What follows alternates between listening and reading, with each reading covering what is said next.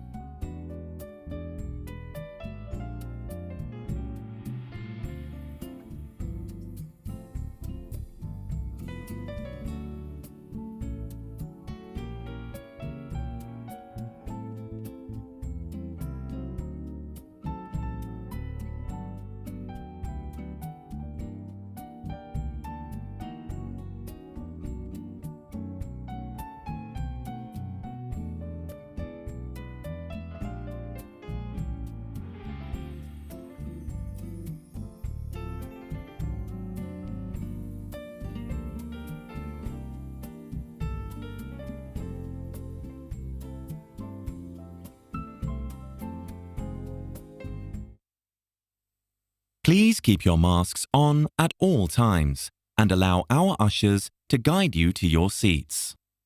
يرجى ارتداء الكمامة طوال الوقت والسماح للمرشدين بتوجيهكم إلى مقاعدكم.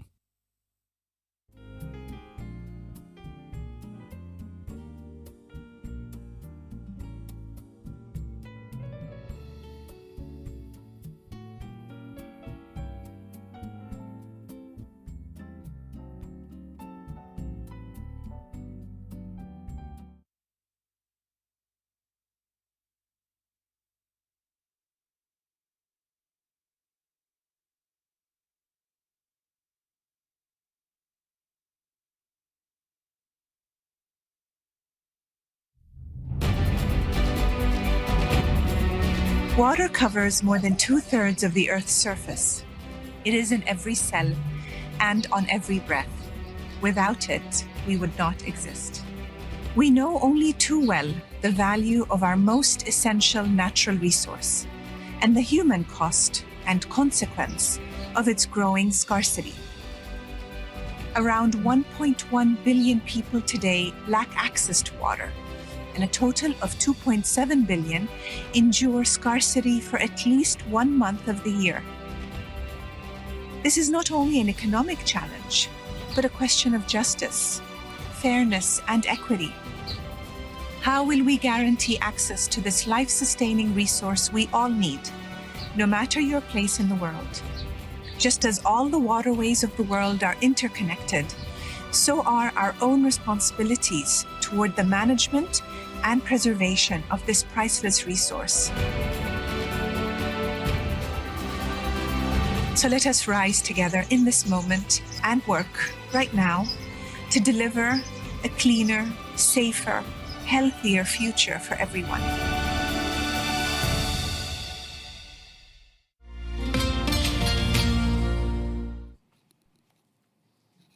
Hello, everybody.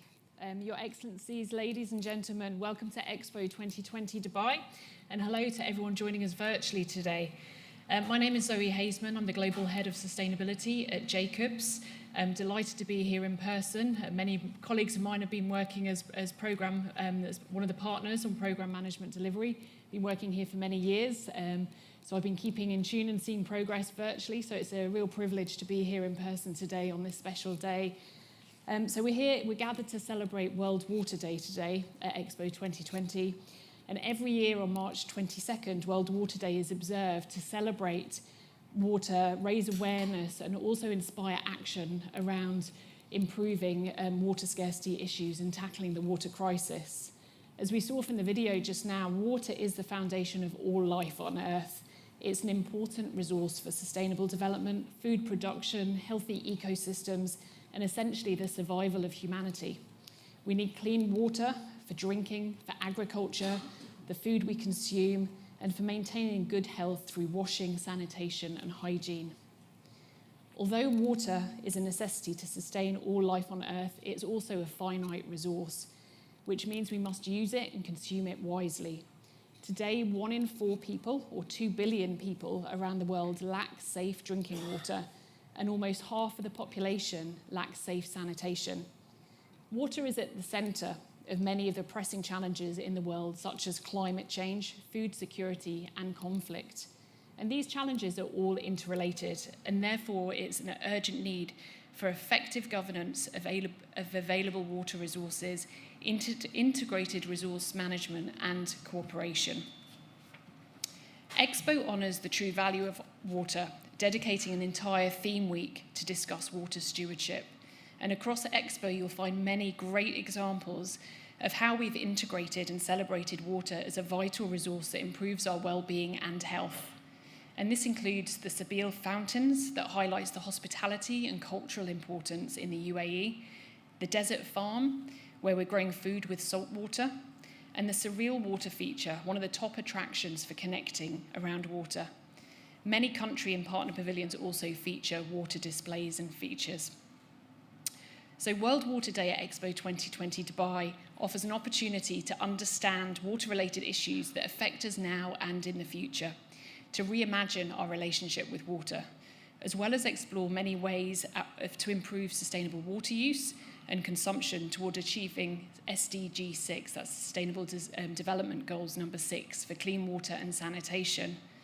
During the event, we're going to hear from experts, a range of experts across the water sector, learn about some international best practice from innovators showcasing their work, and get the chance to participate in a workshop to inspire you all to become storytellers.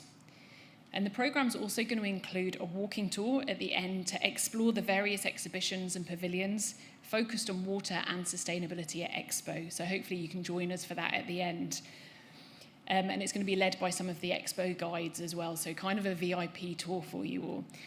And by participating, you're going to get fast-track access to some of those pavilions as well. There is limited capacity, so we request that you indicate your interest and sign up with our colleagues at the front of the room as well, where there's some sign-in sheets, so make sure you do that. We'd also like to thank Expo 2020 Dubai for providing the platform for these important discussions, as well as UN Water, UAE Ministry of Climate Change and Environment, and the UAE Ministry for Energy and Infrastructure for their support in conceptualising today's event. And before I introduce you to our first speaker in the programme, There's a few COVID guidelines that I just want to refresh everyone around so we can ensure a safe environment for everybody. So please remember to wear your face mask everywhere across the Expo site, including this venue and the plenary rooms. Only speakers and panelists are exempt from that rule while being on stage. Please remember to sanitize your hands. There's lots of stations around the venue, and also to keep a safe distance where possible from people. Kindly mute your mobile phones during this session whilst we're in this room. And then lastly, we have a speaker at the end who's going to be speaking in French. So if you need translation during the event, you can use the headsets that is found on your seats. But first, we're going to welcome Her Excellency Mariam Amahiri, who will be giving opening remarks to start the event. Her Excellency Mariam Al-Mahiri is the Minister of Climate Change and Environment for the UAE, and Her Excellency leads on the Ministry's mission of spearheading the UAE's drive to mitigate and adapt to climate change, to protect the country's ecosystems and enhance its food and water security through developing and implementing effective measures, policies and initiatives. And prior to her current role, Her Excellency was Minister of State for Food and Water Security. Please welcome Her Excellency Mariam Al-Mahiri onto the stage. Thank you.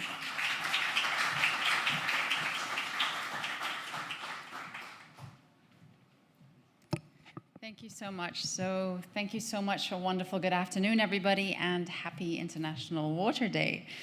I'm so pleased to join you to celebrate this very special day, and I also thank the team at Expo 2020 Dubai for organizing this event that really highlights the complex water issues and our collective responsibility to address them.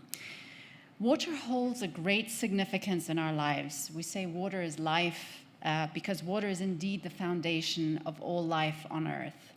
As we move towards a global population of 10 billion in 2050, current ecosystems face immense pressure to meet the growing demand for this life-sustaining resource without putting further strain on our environment.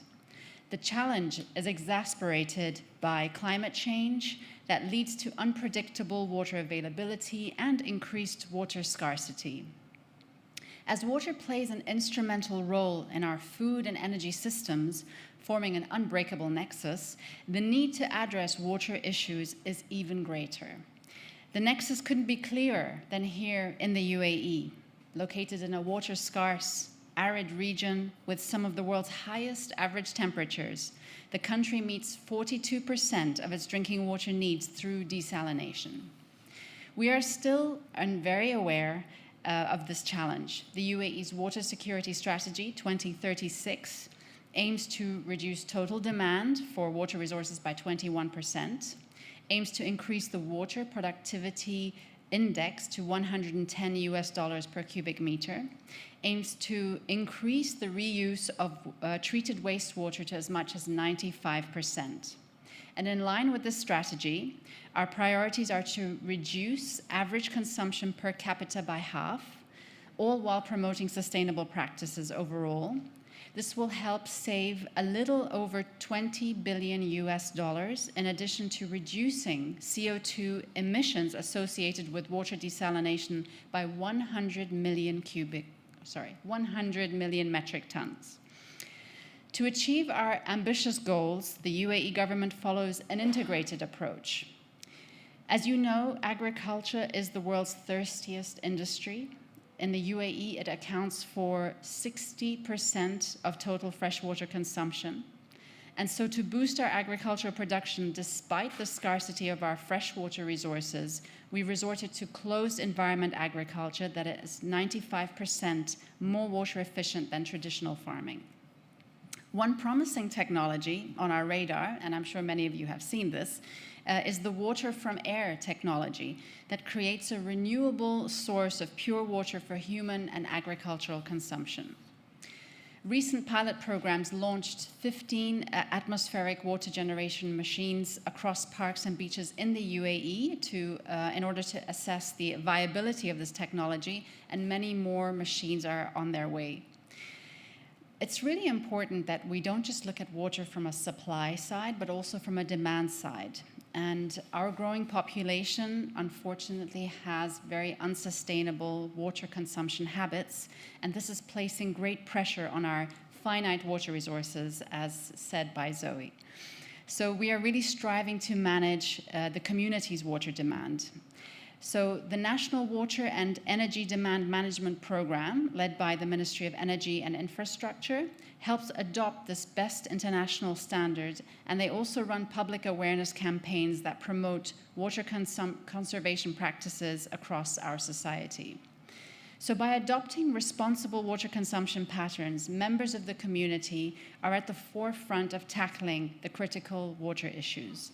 Simple steps to cut down on water consumption can go a long way when taken collectively, creating a kind of domino effect and slashing our communities' water use. On the international front, we have gone to great lengths to lend not only our expertise, but also our full support to international efforts that aim to help developing countries improve on their water scarcity.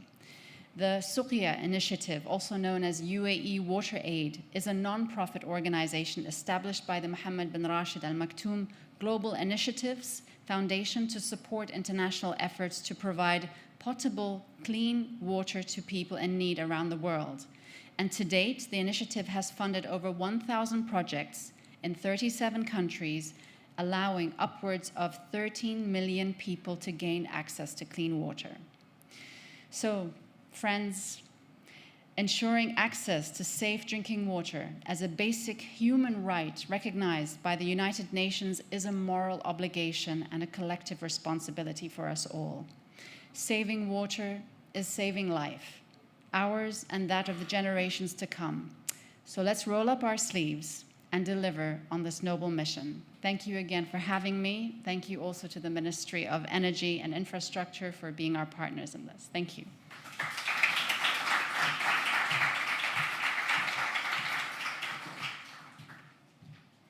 Thank you so much, Her Excellency.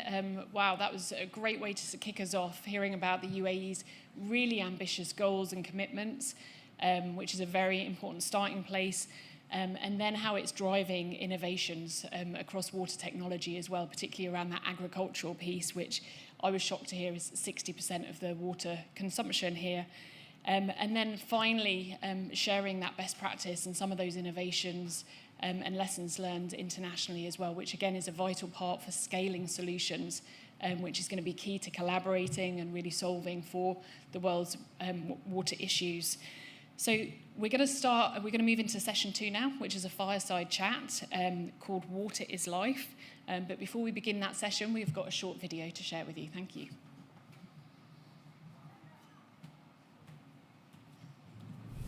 Water is life. It's the most fundamental building block upon which our planet depends, from the simplest of microbes to the most complex species on Earth. It gives us breath, it fuels our growth, and brings us closer together. And like anything we can't live without, we must protect it. Even though over 2/3 of the world's surface area is covered in water, 1/3 of the global population faces difficulty in accessing clean and safe water. While population growth has put pressure on the availability of water, it is our inability to manage this precious resource sustainably that now puts our very future in jeopardy. It hasn't always been this way. Across history, humankind has been guided by water in its pursuit of prosperity. Civilizations from ancient Egypt and the Indus Valley to the indigenous peoples of the Americas flourished on the basis of their proximity to and management of the water resources, which powered their systems of trade, agriculture, and commerce, and shaped their cultural and religious norms and traditions. They too had to learn to live in balance with water and the natural world, valuing it for the growth and vitality it brought to their cultures and communities, while embracing their role as responsible stewards of the environment. It is this belief that we must reconnect with today, that water is not about usage, but rather about maintaining a proper relationship based on respect and an ethic of thanksgiving. Only by learning from the past can we chart a course towards a brighter and safer future.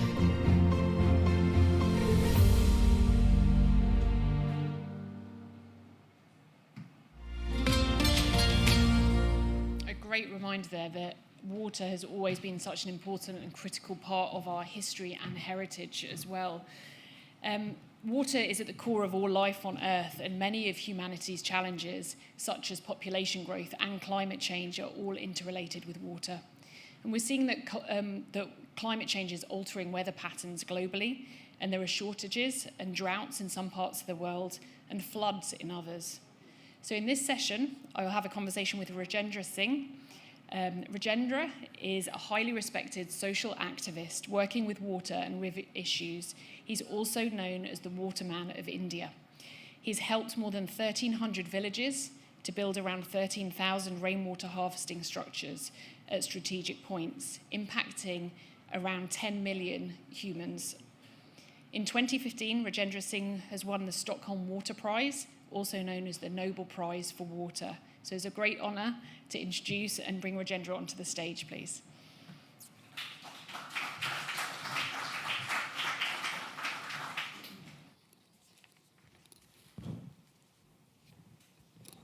Hi. Welcome. So we're going to start off, we're going to dive straight in because we haven't got you for too long. Interested to get your take on how can Indigenous knowledge and practices complement more scientific, technical approaches in addressing climate change impacts on water resources? In the desert area of Rajasthan, the more than 1,500 camels every day moving for the trading for Kabul, Kandahar, Kyrgyzstan and Afghanistan and Myanmar. And the lowest rainfall in this world, the called city Jaisalmer. So when I am in the government that time, I am thinking, if the lowest rainfall in Jaisalmer and 15,000 camels moving every day for trading, so what is the way they collect the water?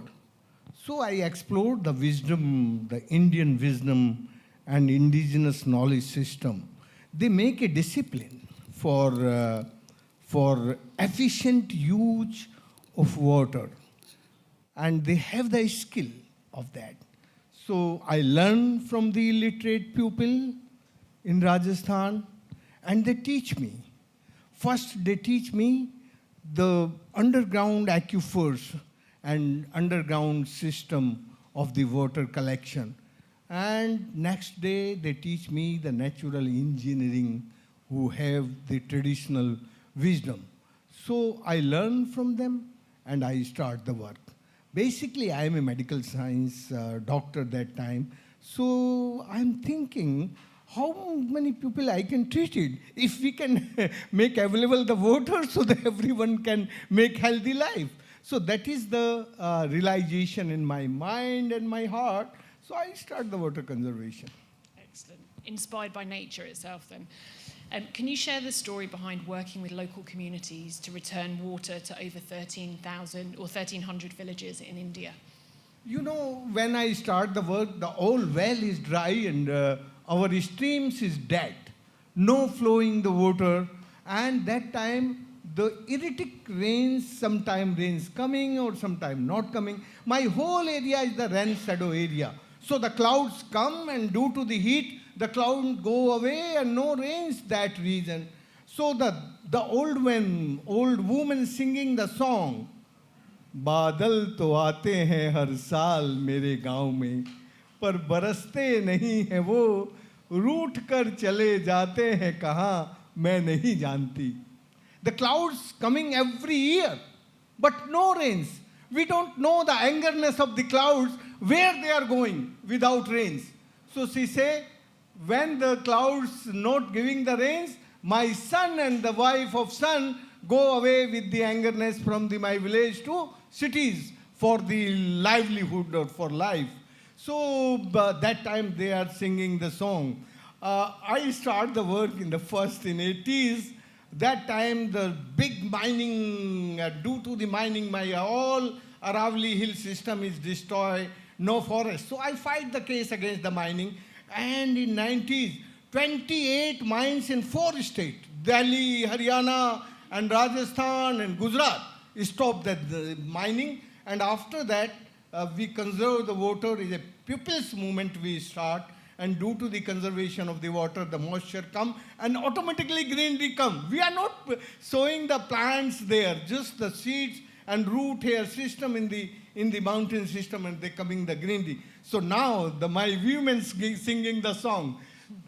Cloud, बादल आते हैं अब मेरे गांव में, रूठते नहीं है वो, बरसते हैं मेरे खेत पर, पानी आ गया है मेरे कुओं में, मेरा बेटा और मेरे बेटे की बहू भी लौट आई है घर, अब करते हैं वो खेती. Now the clouds is not, the angerness of the clouds gone away.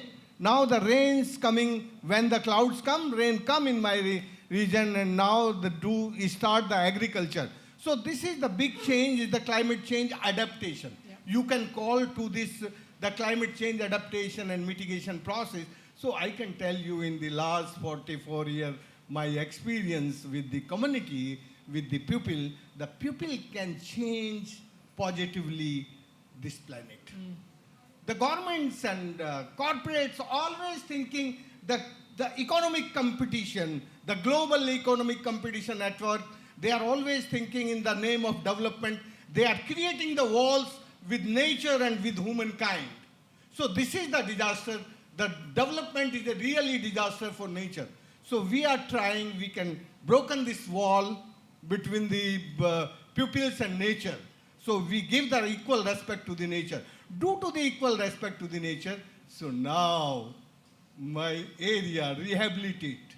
The people come back and they are doing agriculture and they are living with happiness and enjoy with agriculture. Excellent. That's a brilliant story. And why do you advocate that water is climate and climate is water? You know, I start in the 80s and up to 1985, the first time my river, Arvari, moving perennial. Before that, river is dry and dead, all wells is dead. So when this river is simultaneously, because we recharge the underground aquifer, and we control the evaporation loss because there's so much heat in my area. So I explore the aquifer's character in the underground. So we catch the clouds, catch the rains, and putting the underground aquifers. So water level come gradually up, and the small springs moving, and the river is flowing. When the river is flowing, so the whole area is green. So the clouds come, the green heat increase and red heat go away. So when the red heat go away or green heat is increased, so the blue heat, clouds come and giving the good rains. Yeah. So I say my experience physically experience in my area, you know the only 4 type of the heat. The red heat come from the sun, and green heat come from the forest and greenery. And blue heat come from the ocean. When the sun's going to the ocean and evaporate the sea and desalinate the water. So that is the gases of water is the H2O. So I told you the blue heat. So this blue heat and green heat join and create a yellow heat. So that is the process. I'm saying the water is climate and climate is water. Mm-hmm. Without water, you can't think about the climate change adaptation or mitigation. Now this 21st century is facing challenges for future or for present today. Mm-hmm. So if we think about the better future, so we can think about the water first and next air and another things we can think. But we start with water. Yeah. So I start in 95, but nobody listening me that time. And when after 2009, I told to Rajendra Pachori is the president of the IPC, the Climate Change Council. So he said, Rajendra, I am the scientist of the air. I am not the scientist of water. So you explore the scientist of water. I am not a scientist. I am a practitioner. I am a medical doctor. So the challenge for me, what is the way we can put this case in the front of UN?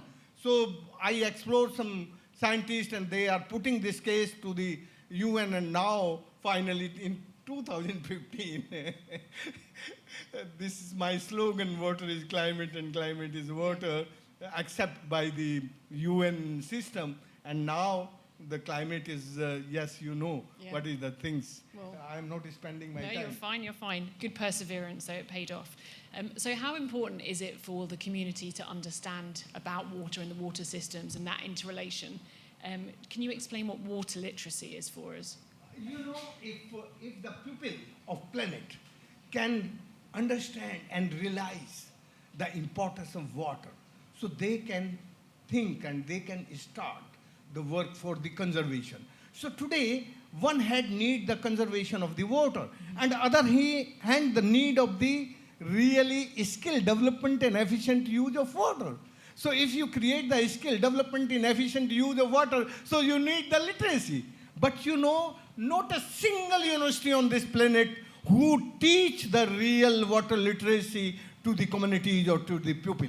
So now the need today, the water literacy and water literacy for the nourishment of nature and nourishment of humankind equally. So if that type of the literacy we can start with water, so this planet can save from challenges of global warming and climate change. Very good. And we've only got time for one more question, unfortunately, and it's a quick one. So what is the one key message that you'd like to share with everyone on reimagining our relationship with water?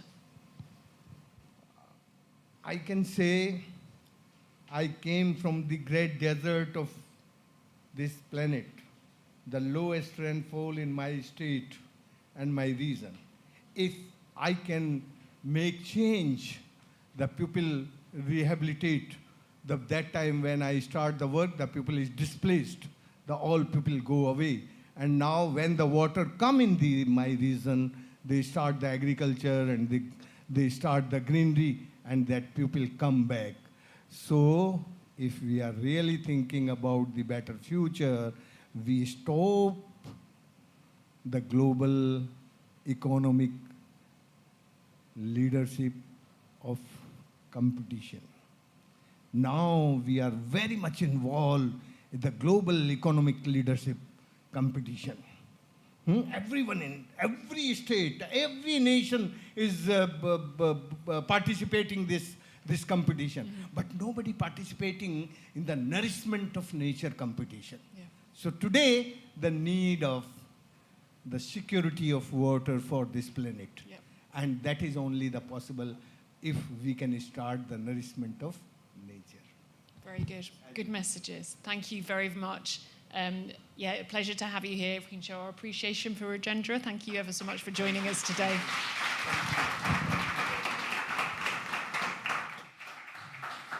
And I don't know how anyone follows up with the singing as part of that panel. I'm certainly not going to be singing, but thank you for the song. Maybe you should teach us all that one. So we're going to transition into session 3 now. So we've got a really exciting intergenerational panel called Every Drop Counts. Again, we're going to share a short video to kick off this session.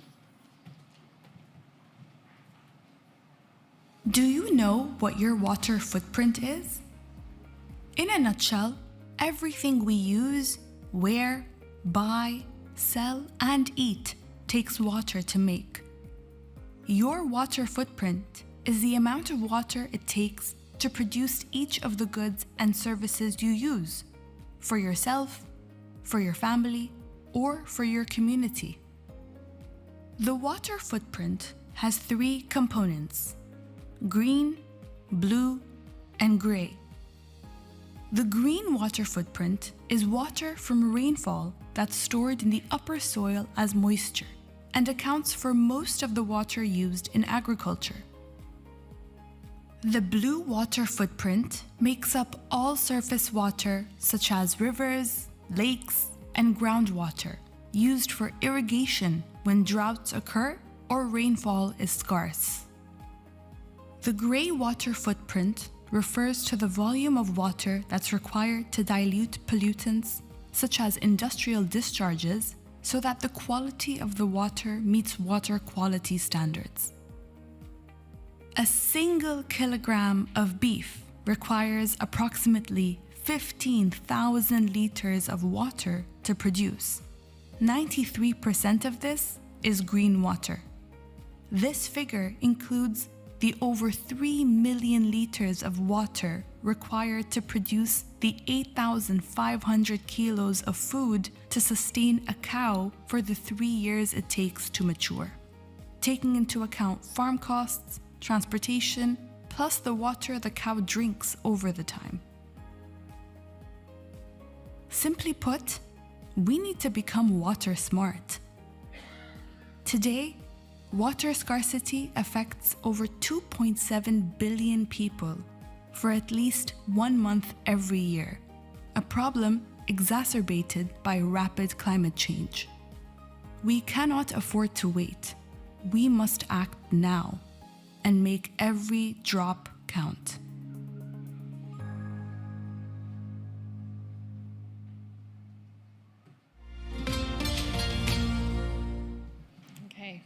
It's easy to think that there is an abundance of water as it covers 70% of our planet.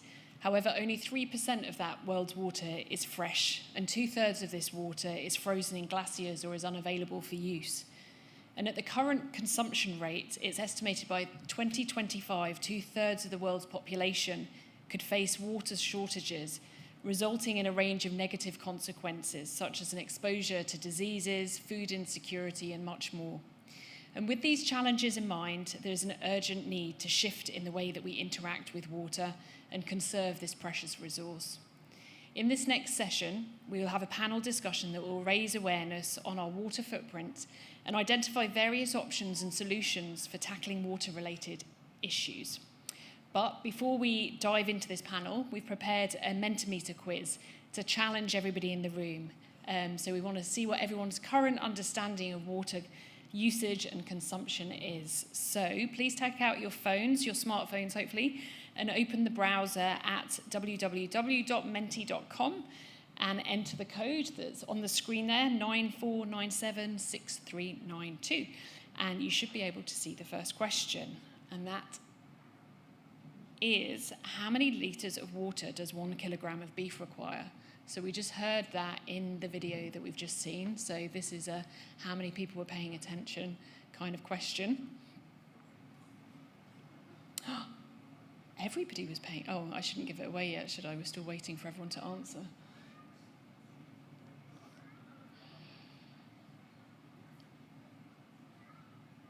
Okay. A few more seconds.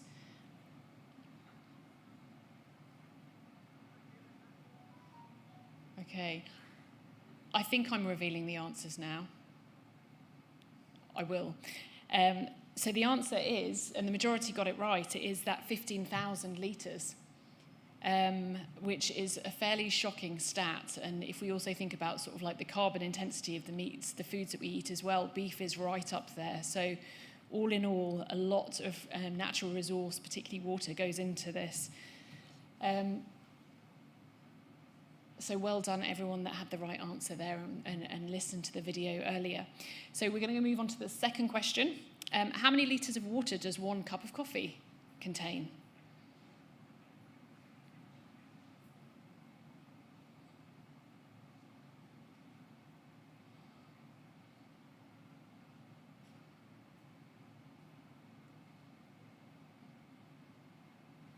And I think the clue here is it's more than you find in a cup of coffee.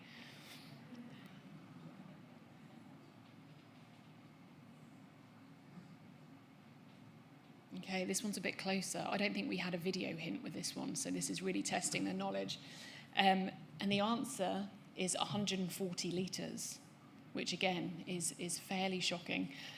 So yeah, the majority got it right, so well done everyone in the room. I don't know if I would have known that one. Let's move to the third question. How many litres of water are required to produce a pair of jeans? not something that you think about every day.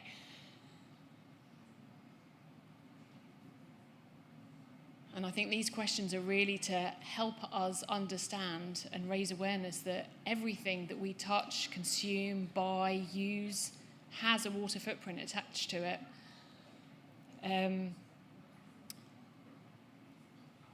Okay, again, you're a very smart bunch of people because we have the majority with the correct answer here, which is 8,000 litres. So 8,000 litres of water associated with the production of one pair of jeans. And our final question, to wrap up this little quiz, each year, how many people are affected by water scarcity for at least 1 month?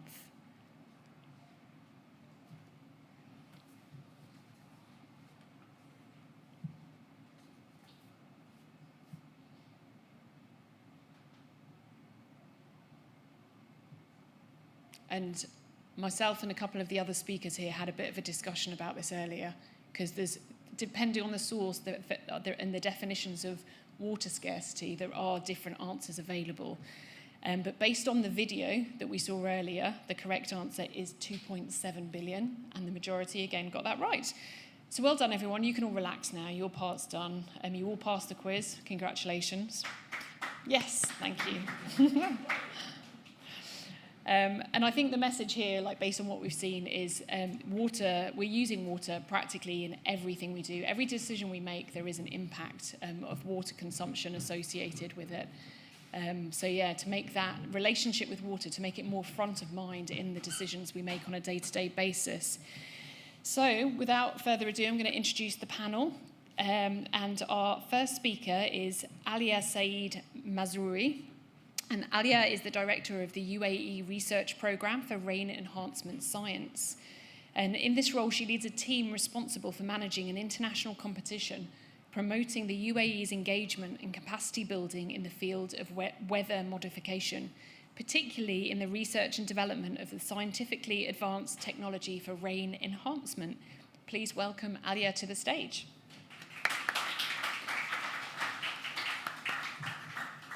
Our next speaker is Dr. Rick Hogaboom.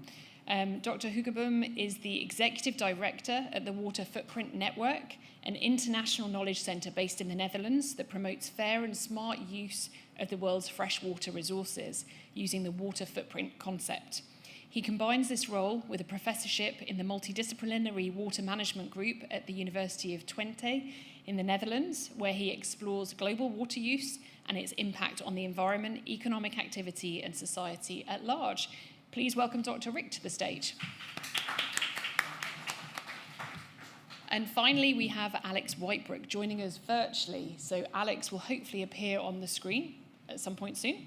Alex is an ESG communications manager. Hi there, Alex. Welcome. For Minerva Analytics, a responsible investing and stewardship organisation based in the UK. He is former Vice President of the World Youth Parliament for Water and the leading voice of youth and young professionals in the water sector.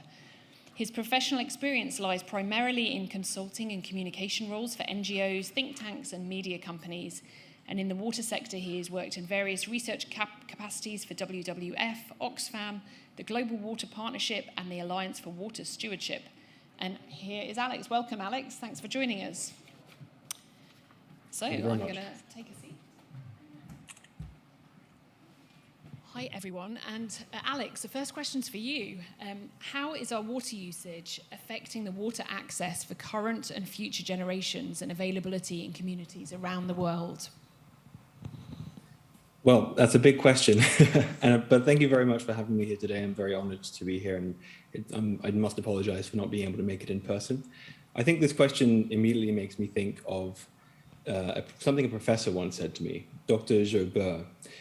It really stuck with me, and he said, there's no such thing as water scarcity. It's almost always an issue of access. Just because water is renewable doesn't mean that it's renewable at the speed that we're using it today. And I think that, of course, you can't answer this question without looking at climate change. We've already had a lot of discussion today about climate change. UN Water, who of course is one of our conveners today, rightly asserts in much of their research and communications materials that water is the primary medium through which we'll feel the majority of the effects of climate change. So future generations will struggle, I think, will struggle with the impacts of human overuse and climate change, overuse of water and climate change. If we don't change things soon and also consider dimensions like gender and age and ethnicity in our management and stewardship of water, then it will come at a price.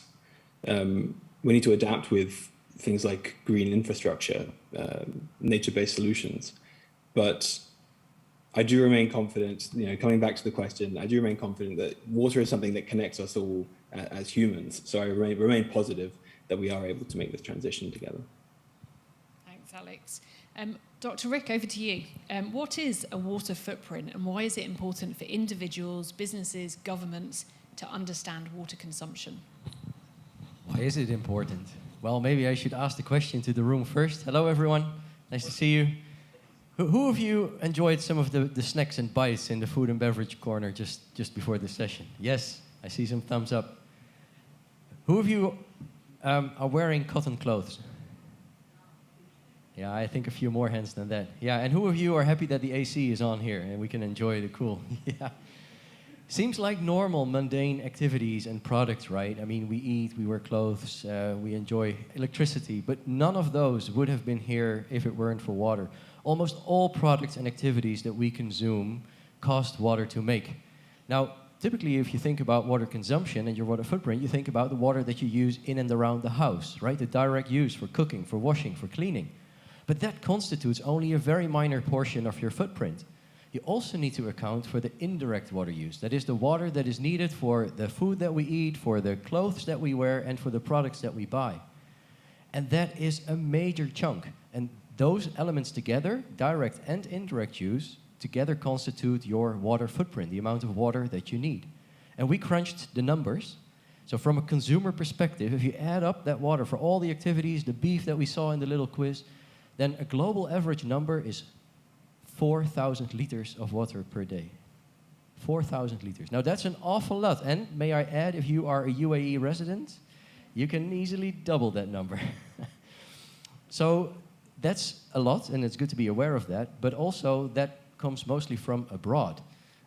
Through trade, we are connected. So that water is really hidden in the supply chains, in the trade that we engage with. So we are dependent on one another. In terms of water, we are not an island. We are connected to one another.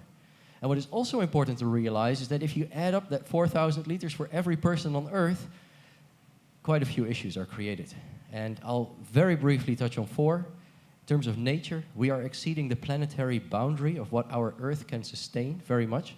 I can't get into detail, but I think you will all understand that fish prefer to swim in a river with water than one that has gone dry. Also, economically, we see a lot of damage because companies cannot produce if there's not enough or not clean enough water available for them. But also in the societal arena, we see tensions rise because competition over water increases, and that leads to conflicts and even more tensions. And especially in the context of future generations, we see that also they are impacted because we are drawing a lot of fossil, non-renewable resources. So that really is living off of the bank account of water, if you will, at the expense of future generations. So it's important to be aware of that as individuals. And that's also where the collective comes in, the businesses, the governance, both from a risk perspective, because all these issues will backfire, right, for your business operations, for the way you engage in trade. But maybe more importantly, how are you contributing to these issues? By the way you do business, by the way you manage all the different policies that you have. So, very important to understand it. Excellent, thank you, Rick. Alia, based on your experience with technologies such as rain enhancement, what are the promising fields of water innovation that will help secure water access for current and future generations? Thank you first for hosting me in this session with a topic which is very critical to the environmental and human sustainability. I can start with saying that with the water innovations we have now in technologies, we are still at the beginning of their journey. With all of the pressures mentioned in the videos and mentioned today with these figures and these numbers, you can imagine the pressure we have these days, and you can imagine that what the efforts we need to go through all of this and to face these challenges. So we have to double the efforts these days, even though we started we have a lot of ongoing technologies came out in innovation and water. Thanks to our leadership, we are blessed with our leadership and with the forward thinking of our leadership here, where these concerns were addressed and were taken into very high considerations since years ago.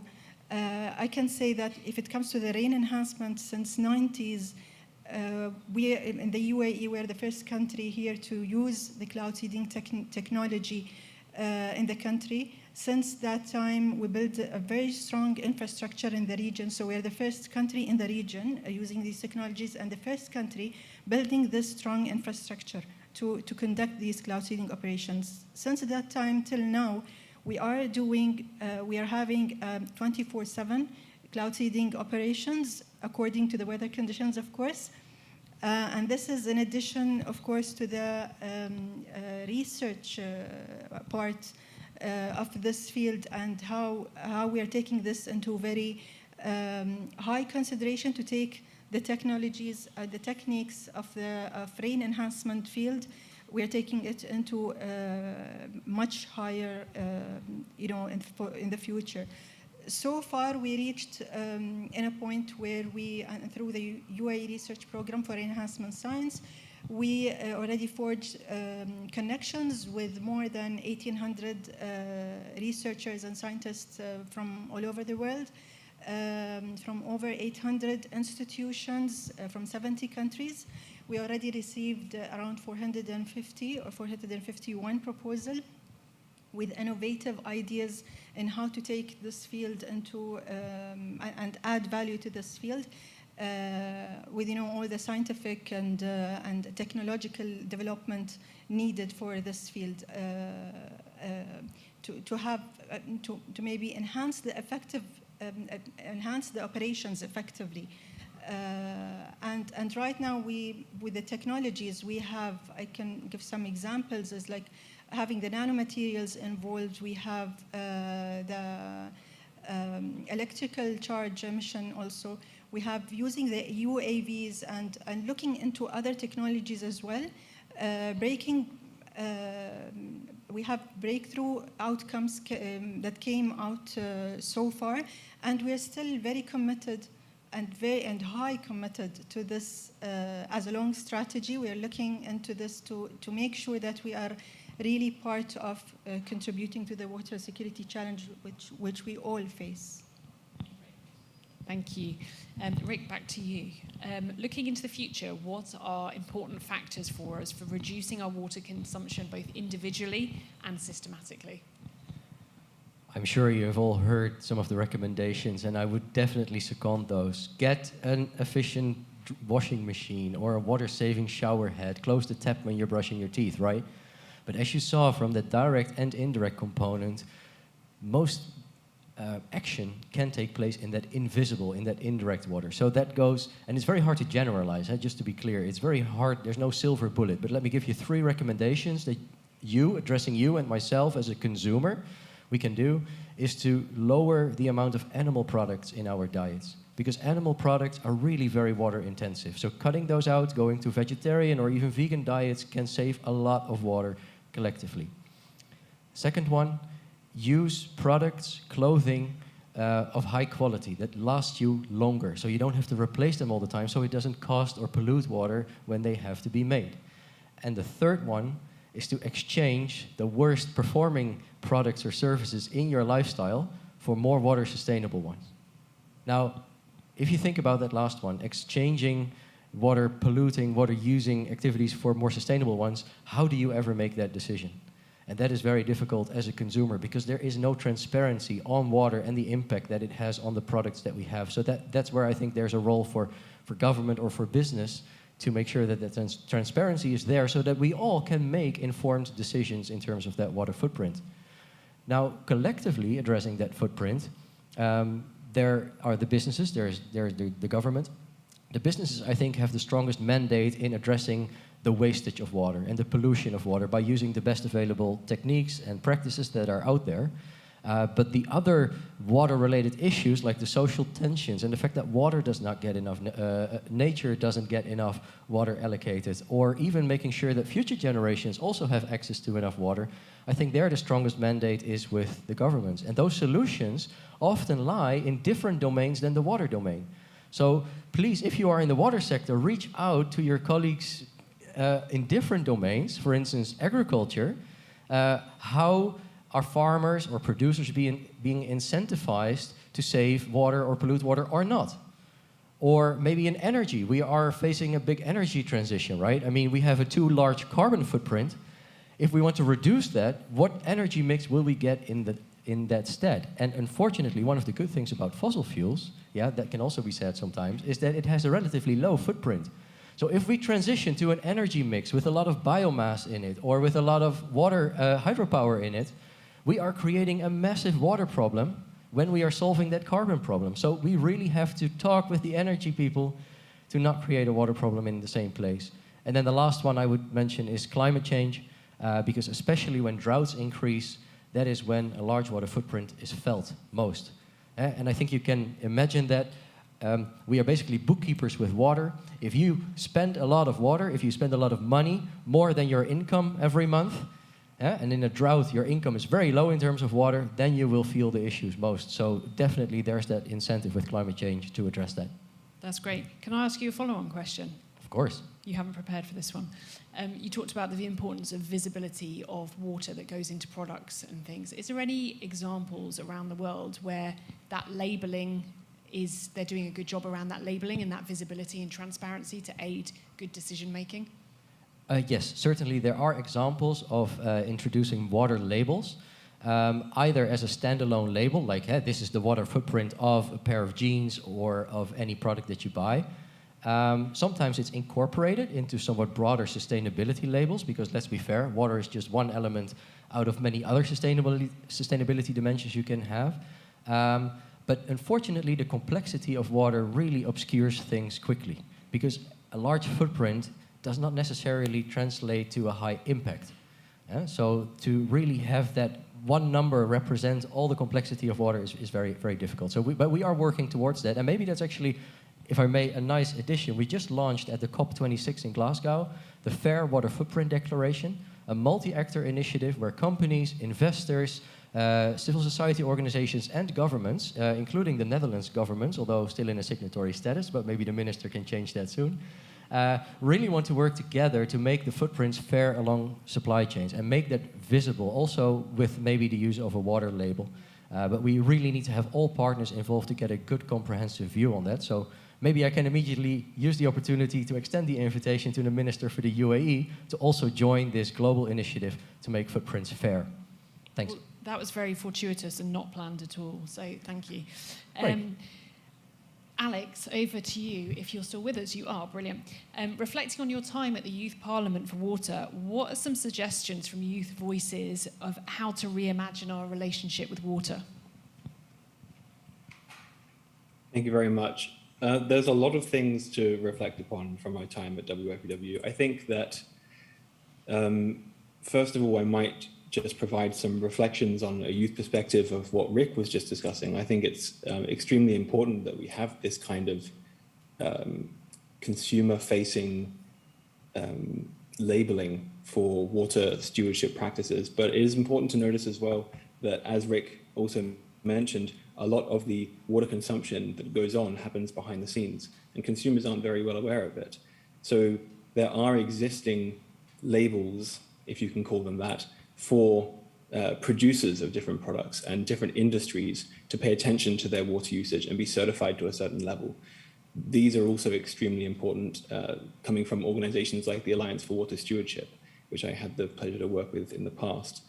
There are lots of fantastic initiatives going on behind the scenes. And although we should do everything we can in our daily lives as consumers, it's also, we can't stress enough the importance of the role of industry and agriculture, of course, in managing these things. But back to WIPW, the World Youth Parliament for Water.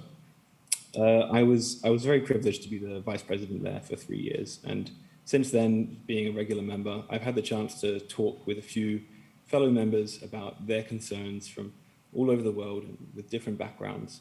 And you often see the same issues coming up for youth, wanting more nature-based solutions, being able to implement solutions directly from nature in the way that we manage water. You can look to initiatives like the Sponge Cities initiative in China, which manages flooding in urban areas by ensuring that there is ample space for waterways to run, there's ample green space to absorb water, and even doing things like building roads out of more porous materials.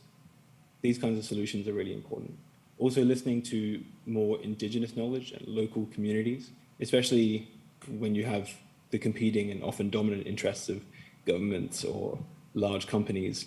It's so important to ensure that you're giving a platform to these underrepresented voices as well, like youth, like indigenous groups, like women. We do, for example, have members in Brazil, World Youth Parliament for Water members in Brazil, who have physically entered conflict or had their lives threatened just by trying to stand up for the water resources that they feel belong to them because of government interests or because of company interests. So this is very important as well, and something you hear a lot in the youth space. We also have plenty of young people already in very privileged positions. I know a friend of mine, a member of the World Youth Parliament for Water, who is also a colleague of Dr. Huggaboom, Rick here. And she works very hard every day researching water, and specifically as it relates to water in conflict zones, and how that's managed, and transboundary water management. These are all issues that matter to youth, and young people and young professionals are already at the table. It's about bringing more of the underrepresented groups forward to the table as well, and making sure that young people aren't just included in the conversation, but also given their own autonomy. It's not all about just having a young person there for an opinion, but to also be an active decision maker in the process. That's great. Thank you very much, Alex. Alia, over to you. How can various key actors create momentum to practice water conservation? Okay, this is a very interesting question. This momentum comes from fostering societies driven by collaboration. So all of us, we went through the pandemic, and we saw that when you have collaborative societies, then innovation thrives. And when innovation thrives, you have progress made here. And with progress, then here comes the momentum. So the key for unlocking the potential of rain enhancement, for example, and the technological advancement in this field comes with fostering collaborative societies or ecosystems.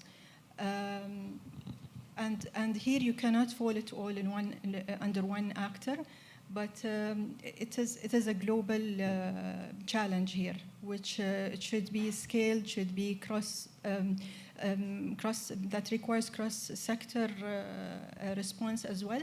So I think we should build these bridges between sectors, like tech with government and public with private, and we have also entrepreneurs and the policymakers as well in line. And we have to, the most important thing that we have to make sure that we give them the space and the platform where they come together and they work together, they collaborate, and they come to design like a holistic solutions for the challenge we are facing these days. And this is the way, I think, this is the best way that they can come and face the challenge, or the water challenge, for example.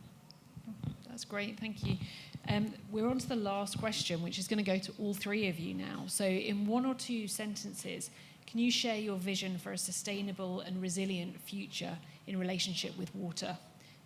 I don't know who wants to go first. How about you, Alex? Sure thing. I took some time to think about this, having known the question beforehand, and I think I've summed it up as best I can. The future of water management and stewardship must focus on nature-based solutions that are inclusive of vulnerable and underrepresented groups, as I was mentioning just now. The climate crisis, as we've heard many times just in this session, is a water crisis, and we need to put water center stage in all of our efforts to overcome the crisis. Thank you. That's great. Alia, you next. Okay, water is the core of sustainable for sustainable development, and it's critical as well for a healthy ecosystem development as well, and it's essential for humanity to survive and thrive. So simply, the sustainability for water in words is that every person in every part of the planet should have water and should access the water not as a scarce resource, but as a fundamental human right. Yeah. Well said. And Rick, final words? Wow, I have to put some more weight on it. I mentioned that there are multifaceted crises related to water, and addressing and solving these in an ideal future is a shared responsibility. There is not a single silver bullet. So in that shared responsibility, in the ideal vision, I see that every actor, every stakeholder takes on that responsibility. And we can then all enjoy and the different values of water freely, but within the right boundary conditions. And what I mean by that is, first I will address the consumers, because I believe that all water demand and pollution eventually is driven by consumption. So if we all together as consumers can reduce our footprint to a sustainable and fair amount, right, then so that we do not cross planetary boundaries, that would be my ideal. That also implies that businesses have a role to align their operations with best practices, with best technologies, so they don't waste or pollute more than absolutely necessary, and for governments to really make sure that nature gets its fair share, that all communities get that fair share, including the future generations, so that if we are 20, 30 years from now, maybe again on Expo Dubai, we can celebrate World Water Day with that new generation. Yeah, that's a great point to leave us on.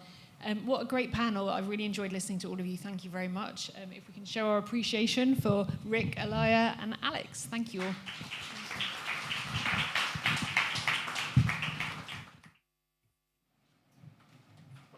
And I think as everyone was speaking, I kept hearing water is life, water is life. It's just every message that came through gets back to that same phrase. It is absolutely omnipresent in everything that we do, see. We need it to live on every single level.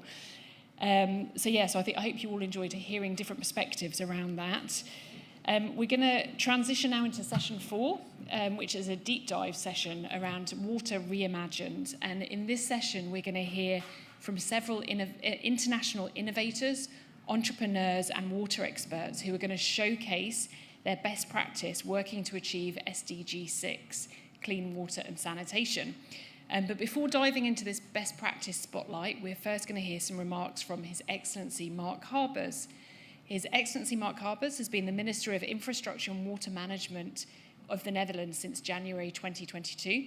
And for the past 3 years, he was member of the House of Representatives and party spokesperson on energy policy, climate, and policy on nitrogen pollution. And previously, he has held the position of State Secretary at the Ministry of Justice and Security from 2017 to 2019. Please welcome His Excellency Mark Harbers onto the stage. Thank you.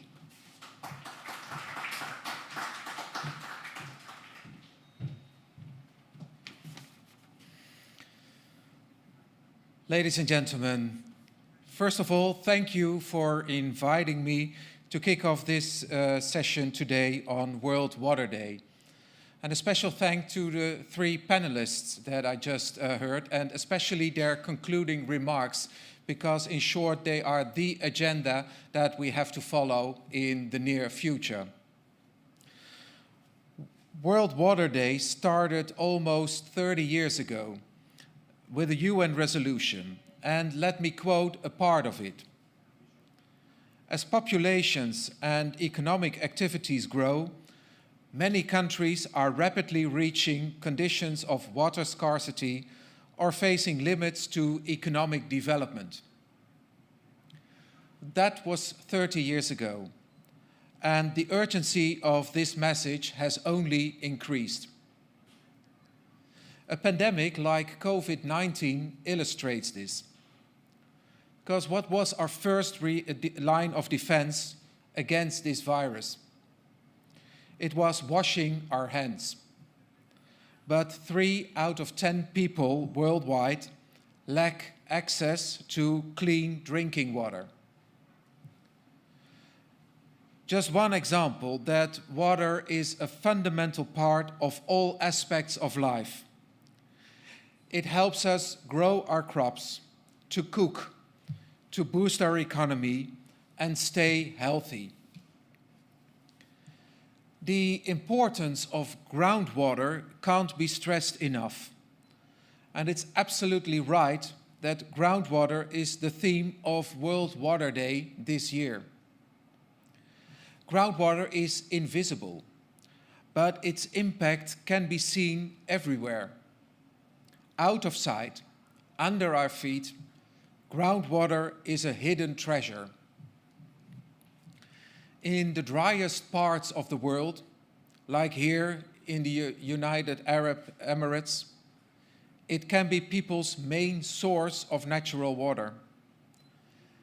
The decline in groundwater levels, like you are seeing here in the UAE, makes the challenge even bigger. But even in a relatively wet country like the Netherlands, we can no longer take vast groundwater reserves for granted. In the Netherlands, the 3 extremely dry summers we've had since 2018 have been a wake-up call. In higher areas, groundwater levels are still too low. And in low-lying areas, we're struggling with salinization. The only thing that water asks of us is manage and use me responsibly. Future generations are at stake. We need new answers, new knowledge, new strategies. That was the message 30 years ago when World Water Day was launched. And it is still the message today. That's why we're here, to find these answers, to implement them rapidly, and to take better care of our joint treasure, our groundwater. Groundwater may be out of sight, but it must not be out of our minds. Thank you very much.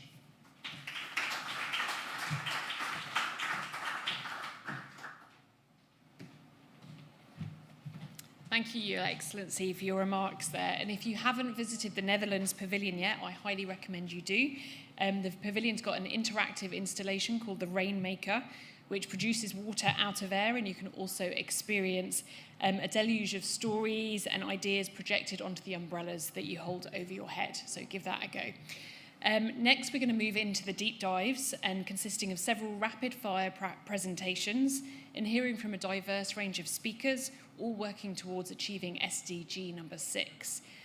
For your first best practice showcase, we're going to welcome Agabou Barry from Guinea onto the stage. Agabou Barry is the CEO of a company called Fapel Guinea, located in Labé in the region of Middle Guinea. He's an inventor of the reciprocating piston water pump for domestic and irrigation use, which earned him a patent awarded by the African Intellectual Property Organization. His innovative work to ease water access has also earned him numerous prizes. Agabou will be speaking in French, so if you need translation to English, please use the headsets that can be found on your seats. And let's welcome Agabou onto the stage. Thank you.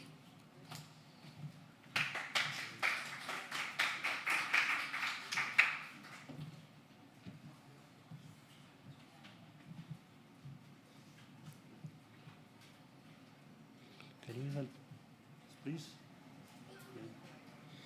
For this. Ok. Bonsoir, mesdames et messieurs. Je voudrais vous présenter aujourd'hui les pompes dont nous innovons en Guinée. FAPEL, c'est une fabrication de pompes à eau à la baie située à 450 km de la capitale guinéenne. Elle est la première production de pompes en Guinée dans la sous-région. FAPEL,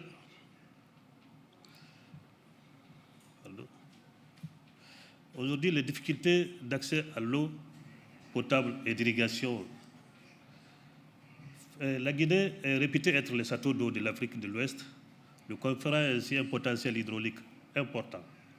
Cela n'empêche qu'elle a beaucoup de difficultés pour avoir de l'eau potable. Seulement 25% de sa population utilise l'eau de robinet. La quasi-totalité vit d'eau de source, puisée de sources de puits, rendant difficile d'accès à l'eau et entraînant souvent des maladies hydriques comme la diarrhée, le choléra. Certains parcourent des kilomètres à la recherche de cette denrée rare. Les femmes et les enfants sont plus touchés par cette problématique. Et les agriculteurs et les éleveurs investissent toute leur énergie et temps à la recherche de cette eau. Ils n'arrivent même pas à irriguer pendant les 2 saisons, c'est-à-dire la saison sèche. Donc, ils sont obligés de travailler seulement la saison pluvieuse.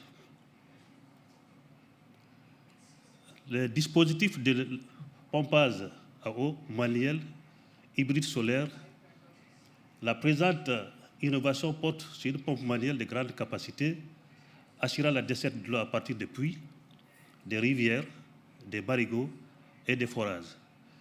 Elle a diverses variantes. Elle peut être montée sur brouette qu'on peut déplacer dans les jardins, et ici sur des tables, et aussi un système hybride solaire manuel qui est développé aujourd'hui en Guinée et en Côte d'Ivoire. L'impact de notre solution aujourd'hui, nous avons 700 pompes de type irrigation installées à travers tous les pays dans des zones les plus reculées. Et nous avons aujourd'hui 1200 pompes domestiques installées depuis 2004. 120 000 ménages ont accès à l'eau potable grâce à cette invention.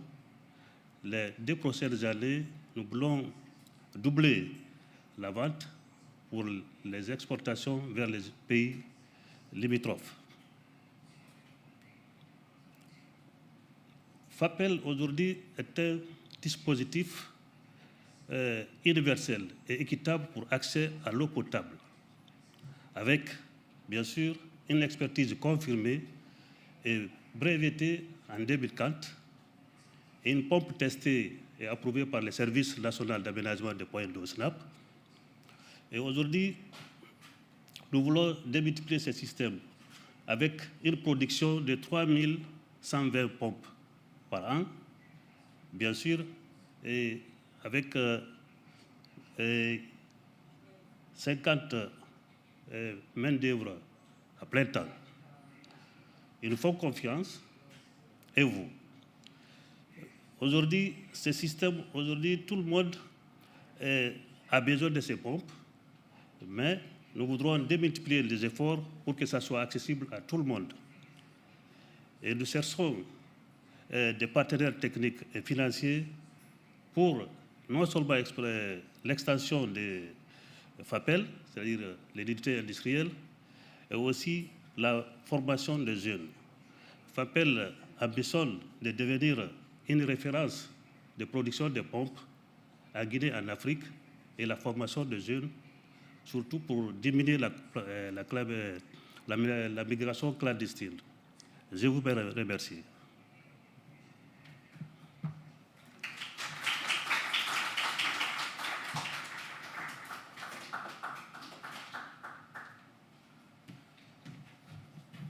Thank you very much. Sorry, I was struggling to get my headset off there and listening to the presentation, but congratulations on everything you've achieved. A brilliant and very important innovation there. And if you're interested in learning more about some of Guinea's initiatives and the country's clean energy potential through hydropower, you should visit the Guinea Pavilion. And there's also an interactive waterfall where you can change the flow of the water by answering questions related to your water consumption. So next we're going to hear from Farial Salahuddin from Pakistan. The water energy food nexus is essential for human well-being and sustainable development. And the three resources are all very much interrelated to one another, which makes it even more important that we look at these water-related challenges holistically. Highlighting this importance, we have with us Farial, who will showcase her innovative solution. And Farial is the founder and CEO of Goats for Water, Uptrade. It's a social enterprise that is creating livestock as currency for smallholder farmers in developing countries. She's a TED Fellow, a TED Speaker, a Summit Young Global Leader, and a Fulbright Fellow. And prior to starting her social enterprise, she worked in Indonesia, Egypt, Pakistan, and the Middle East, North Africa region. Please welcome Farial onto the stage.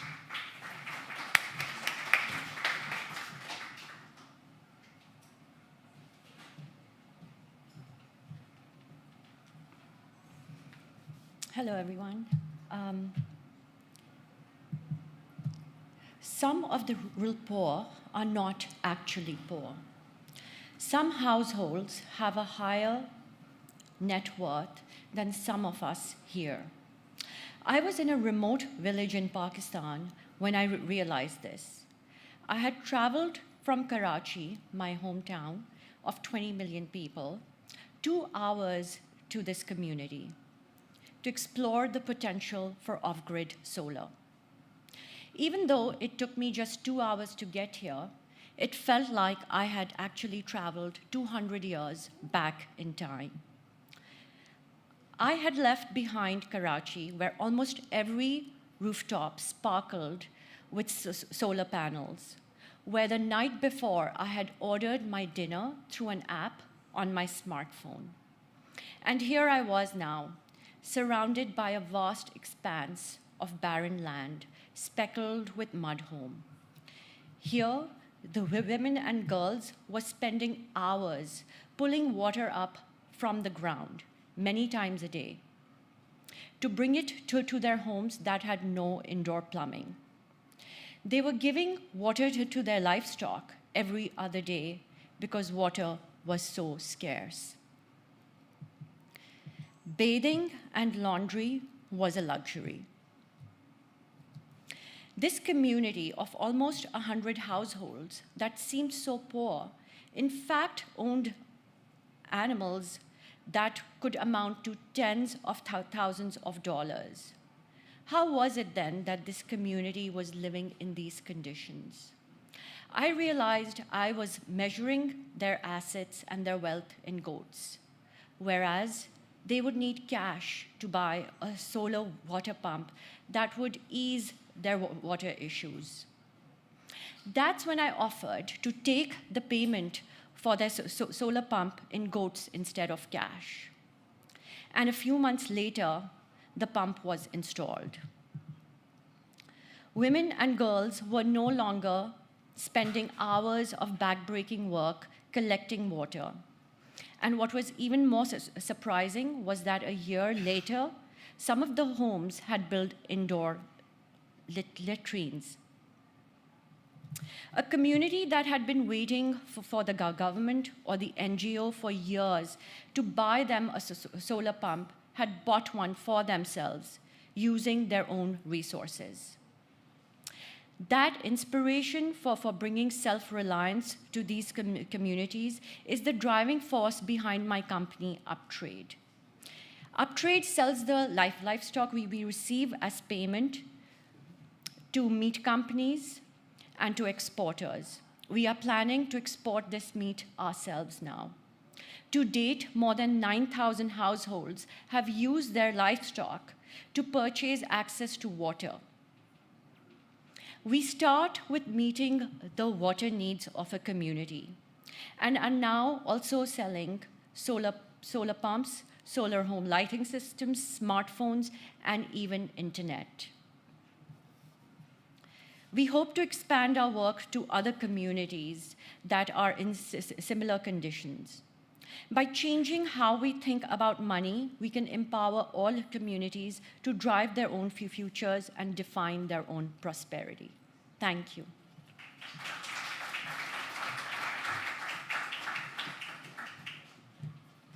Wow, that was super inspiring. Thank you so much. Really interesting, and just goes to show sometimes it's not about the more obvious fixing of the solution, but it's about, or fixing the challenge, it's about reframing that challenge and thinking about it a little bit differently. But yeah, really inspiring stuff there. So next we're going to move to the Bahamas and hear from John Boleg.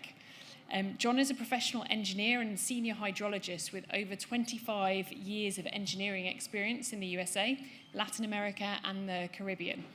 He's involved with a variety of water resources and environmental projects and is currently working with the ocean thermal energy conversion with the prospect of utilizing groundwater resources for a renewable energy source.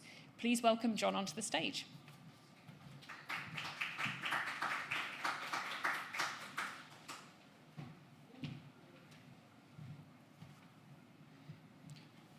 Good day to all. In the Bahamas, we are challenged with water, with fresh water, that is. We're many islands, many small islands, and I guess it has been said that no man is an island, but we are small islands, but one thing that connects us is water. The water is not necessarily in the form that we would wish it to be in. Of course, our desire is fresh water. But what we have learned to do is that in looking at this resource, water, we have to say that while it is beautiful and we are challenged, we have to make good of it, make good use of our challenges. So what we are presently doing is we depend on various technologies, desalination technologies like reverse osmosis, to utilize the salt water to make fresh water. We also utilize these same bodies of water because the deeper you go, it's in inverted geothermal conditions in the Bahamas. The deeper you go, the cooler the water gets. So we are utilizing it for seawater district cooling, seawater AC. But what we have come to realize, what is much more exciting, these freshwater resources are that with the groundwater resources, the deeper we go, the cooler the water gets. So this has led to the realization of ocean thermal energy using our groundwater resources. Typically for ocean thermal energy, you would have to go out to sea, but we can access the cool water at depth, and that is what is primarily exciting for the Bahamas, is utilizing cool groundwater for ocean thermal. So we look forward to working with all, and we look for partnerships working towards ocean thermal energy. Thank you.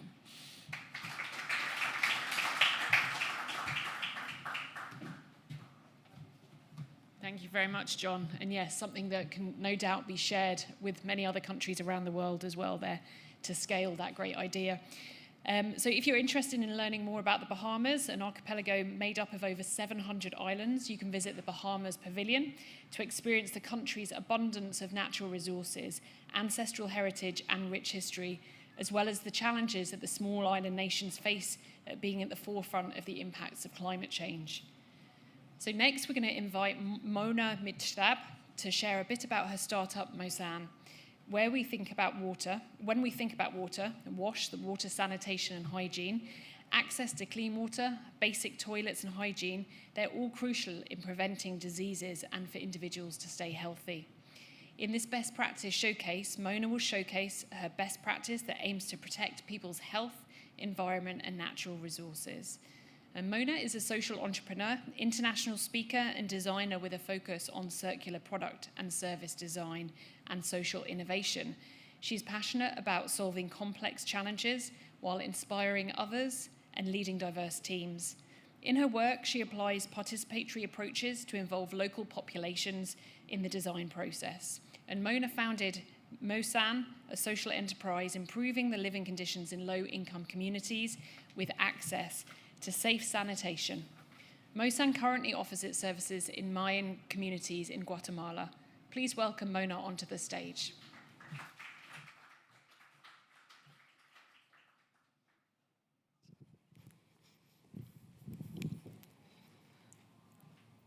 Thank you very much. It's a pleasure to be here. My name is Mona Mitab. I'm the designer and director and founder of Mosan, a circular sanitation solution, climate positive, ecological, and importantly, community-led. What I'm holding here in my hands can literally change the world. This biochar brings nutrients to the ground. It brings them and keeps them right where the plant needs it. It can reduce the need for irrigation for farmers by up to 40%, saving farmers huge amounts of water. And guess what?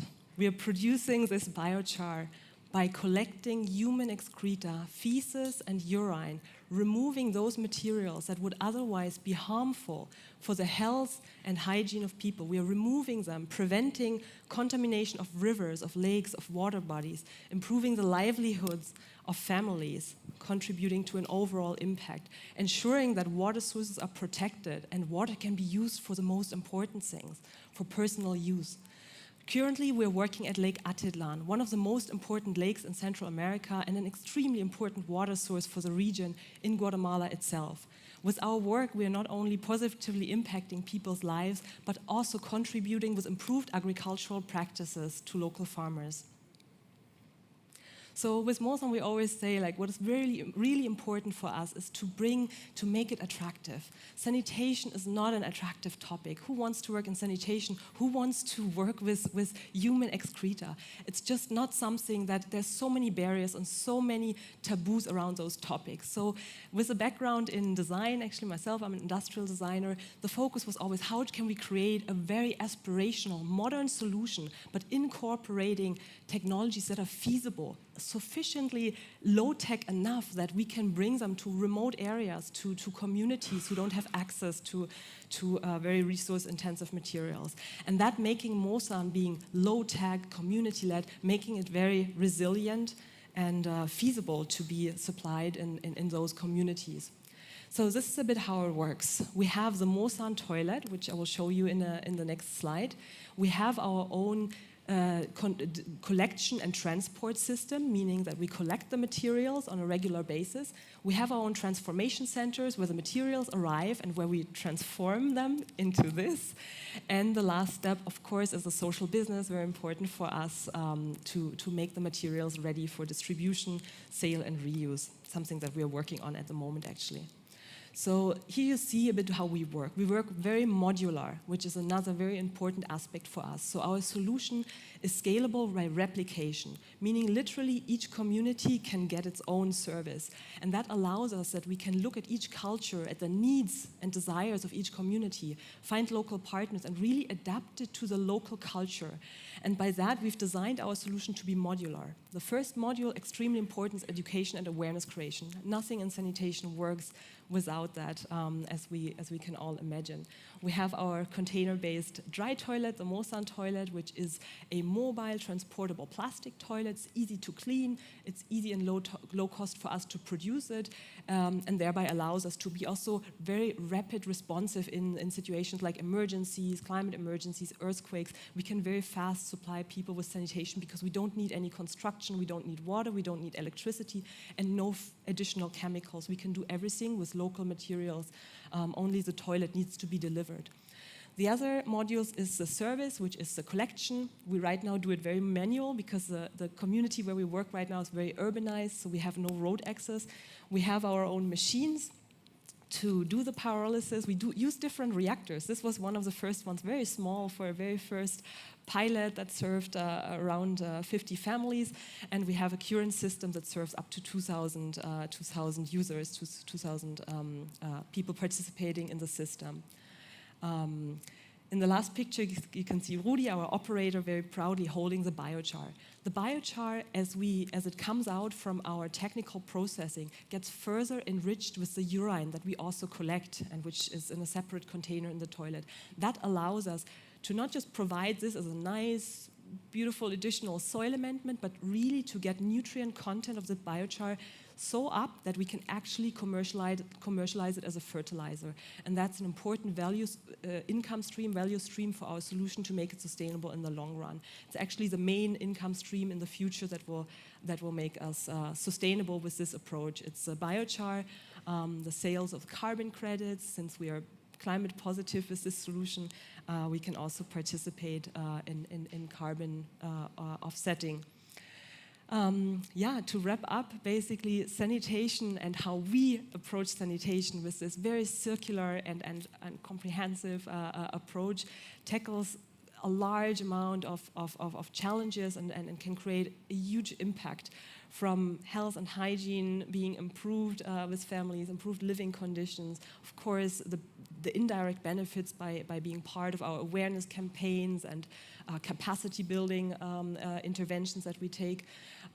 We have a huge environmental impact, which I want to highlight, especially since we're in World Water Week, the huge amounts of water that we are saving, not just for the farmers where we can reduce irrigation needs, but families not switching to water flush toilets, which is unfortunately also in Mayan communities the uplooked standard, the Western standard that people desire. So by bringing a modern, functioning, nice, attractive solution, we can actually make dry sanitation cool enough for people to use it and thereby prevent huge amounts of water use. So I made a bit the math. 18,000 liters of water a year can be saved by one family using our system instead of water flush systems. And the climate topic has become more and more important for us. We looked a bit closer last year and checked on how we actually doing, because there's often critics of okay, you carbonize the poop, you turn it into this, there must be some emissions. So we were okay, we take that challenge, we want to analyze it. How are we doing? And we did an assessment together with international companies who do those assessment processes. And we found that we are actually climate positive because for many different reasons. One, we prevent the decomposition of human excreta. If you picture a pit latrine or a flush toilet where the wastewater goes into the next river, into the next lake, the organic matter, our excreta, decomposes, and a lot of greenhouse gases are emitted, from methane being the main one that might be very familiar to most of you, or nitrous oxide. So those are very heavy greenhouse gases that have an extremely negative effect. So by preventing that to happen, that's a huge already there we save large amounts of CO2. But as we put this newly created char in the ground, we literally put CO2 permanently in the ground, store it, and thereby have a so-called carbon sink. And that's the other big aspect. And there's a few others, of course. We don't use water. We replace chemical fertilizers. We don't need any cement, which is also a big driver for negative climate impact. So there's all these beautiful climate impacts, which makes Mosan a climate positive solution and allows us to also participate in carbon emission trading. And of course, job opportunities are created. So I would say, let's change the world one visit to the toilet at a time. Thank you very much. Thank you. Thank you, Mona. Another fantastic example there. And I don't know about you all, like everything we've heard from all the speakers in this session today, I'm feeling a lot more positive about the outlook for the future, and with these really amazing smart innovations out there, it feels like we just might be able to tackle the water crisis. So as we near the end of the event, we wanted to watch or share with you a short video from the UN Water, one of today's co-curators, to celebrate World Water Day. So we're going to play that video right now.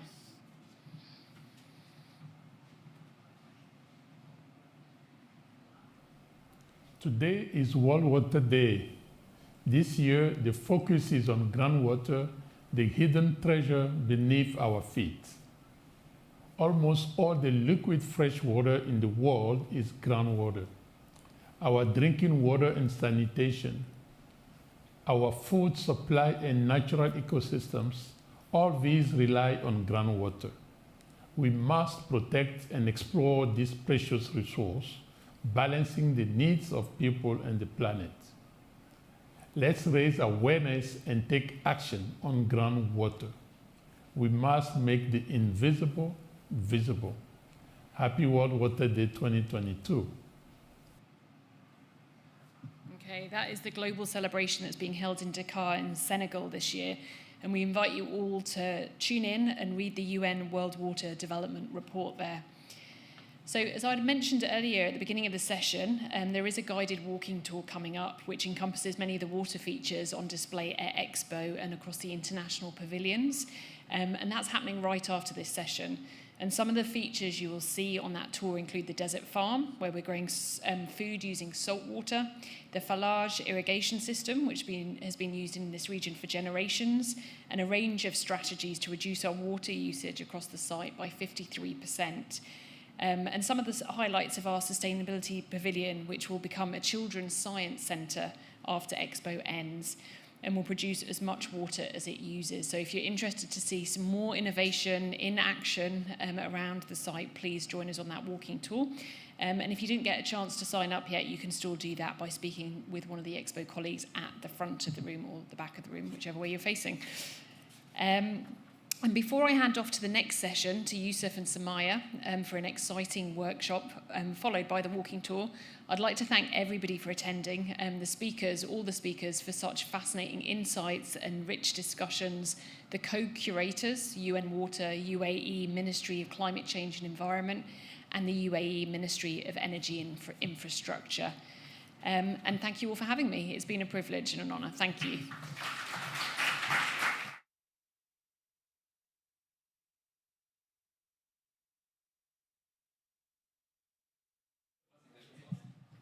Hey everybody, I was so excited for that last presentation by Mona. I got a little bit nervous when she pulled that jar open. I don't know if you guys remember that famous Bill Gates presentation when he had a jar, except it was full of this poo. Do you guys remember that? It was really interesting. We have the tools, we have the solutions, we have the innovations. I constantly walk around with water, especially when I'm in Dubai. I get really, really, a bit crabby when I don't have water. And now you can imagine, and we're starting to see the impact of this around the world. On my face, I'm actually wearing screens. These are cameras and screens.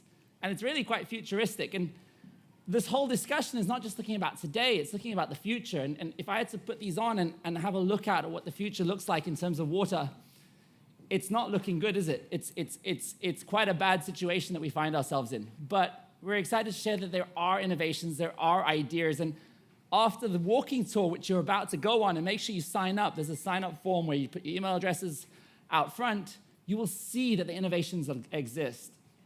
My name is Yusuf Omar, and I am a journalist. Just back one. I've been a journalist for 11 years. I used to work at CNN International in London.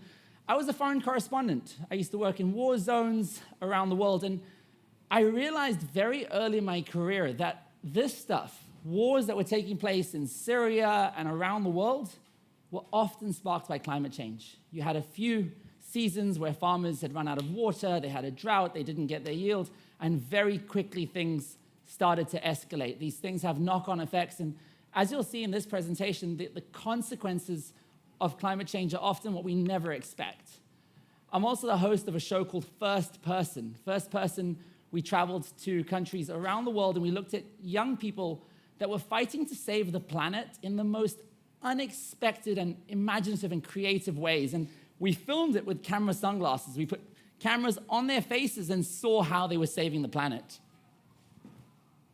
Our climate is running out of time. I'm Yusuf Omar, and I'm a wearable journalist. We tell stories with Snapchat spectacles through the eyes of extraordinary young people, creating positive change as they fight to protect our planet. I've been to war zones, but this battle is different. We're looking at how toilets, robots, urine, rats, eating trash can save the planet. You're watching First Person!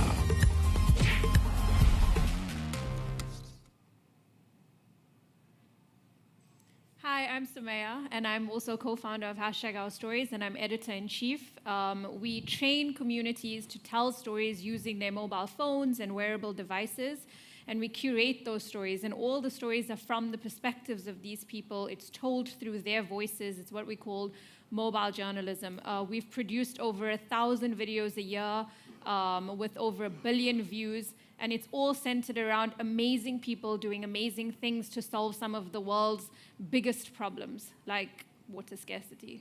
And we've had the privilege of training communities in 100 countries all over the world to tell stories with phones and wearable cameras. And on one of the trips, I got invited to Bulawayo. Anyone knows what country Bulawayo's in? Bulawayo? Wow, guys. Yes? Bulawayo is the second biggest city in Zimbabwe, right? A real part of the world that's hitting day zero, that's running out of water. We're in the middle of a shoot, and suddenly we get a call to say that a cow has suddenly collapsed, run out of water, doesn't have enough nutrition. By the time I get to the scene, they've been injecting this cow with chemicals to try and bring it back, but it's not coming back, and it dies. The community, now with this dehydrated and now dead cow, don't want the dog to start eating on the cow because they've injected it with chemicals. The next thing I know, they're setting the cow on fire. So we are really far out here in Zimbabwe, and some of the animals around here have just died, so we're going to go and check one out. Hey, if you're a sensitive viewer, turn away now. I'm going to show you something quite distressing. This cow died as a result of a lack of nutrition and water in this community. What we are doing here, we want to ban this fish now, because it is poisonous to our dogs in the environment. Spreading even cholera, even human flies. Here comes the kids with the lighter. So they've just started a fire beside this dead cow, and they're going to burn the carcass. From the onset of this drought this season, they are almost losing a beast a day. We have just 2 boreholes, and they are serving a community with 65 households. So the water is just not enough, especially in this drought situation. Wow, I've never seen dead cow being burnt, but they say that every day here an animal is dying as a result of no water. It's super dry, and it's not just the animals that are running out of water, it's the people. So the crazy thing is, Zimbabwe used to provide food to a lot of Africa. It was a huge farming space. Now Bulawayo is so dry, there's barely any water. You could feel it on your tongue, you could feel it on your skin. The problem is that nobody in this room and none of the people on the stage are materially impacted by water shortages on a daily basis. You might have more migrants coming to your country than you had before. You might see food prices changing. But most of you are not turning on the tap and realizing that nothing's coming out. Most of you haven't gone 1 or 2 or 3 days without water, and neither have I. And unless we can elevate those voices and really understand what's going on the ground, no one's going to care. Also, in this part of Zimbabwe, in Bulawayo, I got to learn about something called a big flush. The big flush is really interesting. Because they're so short of water, the pipes get clogged up with human waste every time people are trying to put things in and it's not flushing properly. So what they do is, and this story has been reported by the BBC and many others, including us, once a year, everybody flushes the toilet at the same date, at the same time, in what's known as the big flush, so that they can push all of that poo and waste out of the system. In Zimbabwe, people are dealing with water shortages in the strangest way. They call it the big flush. We had this big flush where everyone had to flush their toilets at the same time just to get rid of the sewage. So the big flush is when the city of Bulawayo ran out of water and the pipes got clogged up with human waste. Everyone had to flush the toilet at the same time to push the poo out of the drains. Do you know how it feels like to be unable to wash your body in the morning whenever you wake up? Well, this is upsetting, especially for us girls when it's that time of the month. Can you imagine being a young woman who is on your menstrual cycle and not having access to fresh water? Water shortages and water scarcity is really bad, but for young women, it can have a knock-on effect into other parts of their lives. These are the unexpected consequences that Yusuf was talking about. It means that for some of them, they end up skipping school, they end up dropping out of school, and that affects their education and it affects every other aspect of their lives. We were working with an NGO called Plan International, and Plan was in an area, in a community where there was major water shortages. And they happened to see this little girl on the side of the road, and she was carrying a bucket of water on her head, like many girls do. in those parts of the world, and they said to her, "Why are you not in school? Why are you doing this?" And she said one very simple line to them. She said, "Because I'm a girl." And we ended up working with some of these young women, helping them and empowering them to tell stories using their mobile phones, using technology to be able to become mobile journalists, to be able to tell their stories from their perspectives, from their viewpoints, from their voices. And this is one of those stories. This is about a girl in Rwanda. Hey! My name is Priscilla, and I'm 13 years old. I live in Ghana. We are in a farming community. Nobody talks about menstrual hygiene or sexual health in my community.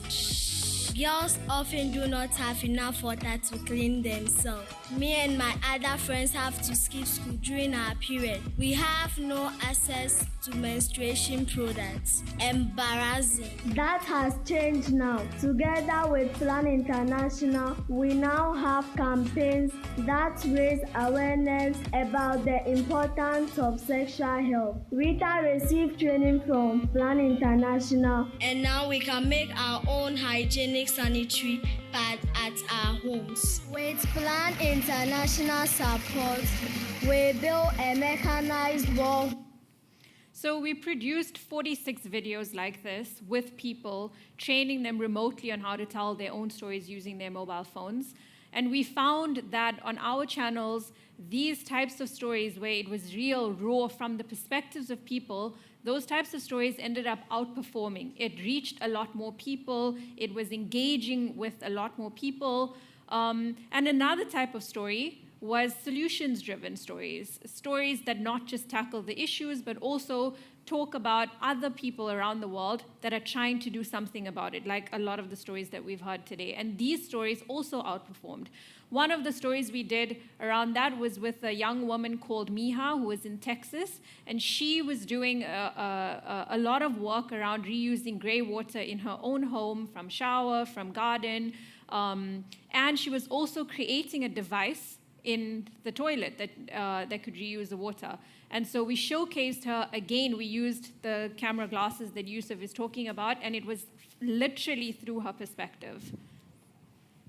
Meha's device takes the grey water from your shower and your sink and reuses it to flush. I decided to create a robust product that can recycle water from other home appliances. Normal toilets use fresh water to flush. I thought, why can't we use wastewater in toilets instead of fresh water? So I developed a system which is cheap and easy to fit in any household toilet. This bucket collects the water from the shower, and this pump pumps it to the water filter, and the water that is purified and filtered gets stored in this water tank. This is where the gray water comes in from, and this is where the fresh water comes in from. And this is the gray water chamber. As soon as you flush the toilet, the gray water rushes into the small tank, and the fresh water stops. And the gray water overflows from the small tank into the main tank here in the US. All right, so it's really interesting. Daniel's at the back. He's this like super smart gray-haired dude. Say hello, Daniel. And I went through the expo with him the other day. He's on the sustainability team, been working on the ground for like 4 or 5 years. And I said, okay, what's the solution? Because he showed me like all these crazy solutions to water. I was like, is this a solution? He's like, no. Is this a solution? No. I'm like, okay, which one is it? Is it the plants? Is it the air conditioning? How do we fix the water issue? And he said something really simple to me. He said, we just need to be more conscious about our water consumption. That's it. Like, there's going to be no silver bullet or technology that's going to solve this. We just need to be more conscious. I went back to my hotel. I was a bit depressed. I was like, I thought I'd see a little, like a gadget. And then I realized that how do we deal with consciousness? We have to deal with storytelling. It's the only way. We have to tell a good story because we've been telling a really bad story for a long time. The water story has been some kid in Sudan or Somalia, oh, this kid doesn't have water, and it hasn't worked. No one cares. It hasn't brought about action at scale. So now we're going to rely on you guys to tell a really cool story about water and to create a lot of noise this World Water Day. And we've been able to create these augmented reality lenses to help us do that. So if you just, you guys can go into Snapchat and you can scan this lens. Give it a good scan. If you don't know how, ask your kids or somebody young next to you. And And what we've done is we've created a little, everyone got it? Yeah. Got it. So we're creating little storytelling tools to help you tell the water story today so we can share and make some noise. So once you've got that open, yeah, I still see somebody who looks like my dad still doing it. All right, so the water one. How many liters of water does it take to grow, process, and transport enough beans for 1 cup? We should know this. We've got this today, 140 liters. Let's try another one. Samaya, you want to give it a go? You go. Okay. How many liters of water per toilet flush? Well, sometimes you need to flush twice, right? But let's have a look. 11 liters. Wow, that's a lot of water. How many liters in a cotton t-shirt? I think this is like 220. What? 2,500. That's a lot. That's a lot of, wow, man. H&M is a problem. So, or all for fast fashion. Let me not pick on one. All right, here's another one. If you guys want to scan this, make sure you play the game, though, the last one we just did. Take a scan of our I Pledge to Conserve Water by lens. Yeah. I see the Emiratis are on it. They got some serious Snapchat culture going on here. Take to grow, process, and transport. All right, we're going to open up this one. Let's have a look. I pledge to conserve water by taking less showers. All right, your turn. So you're going to open up that lens. To conserve water by taking less showers. All right. And the third thing we're going to do, hands up if you're on WhatsApp. Yeah, lots of us on WhatsApp. Let's all join a new water WhatsApp group. Like you need another WhatsApp group. I promise this one will be worth it. I'm not inviting my dad. He will send so much forwarded messages in there. It'll annoy everybody. So join the water WhatsApp group. Jump in there. Now. All right, I'll hold. The world can't wait, guys. We're running out of water.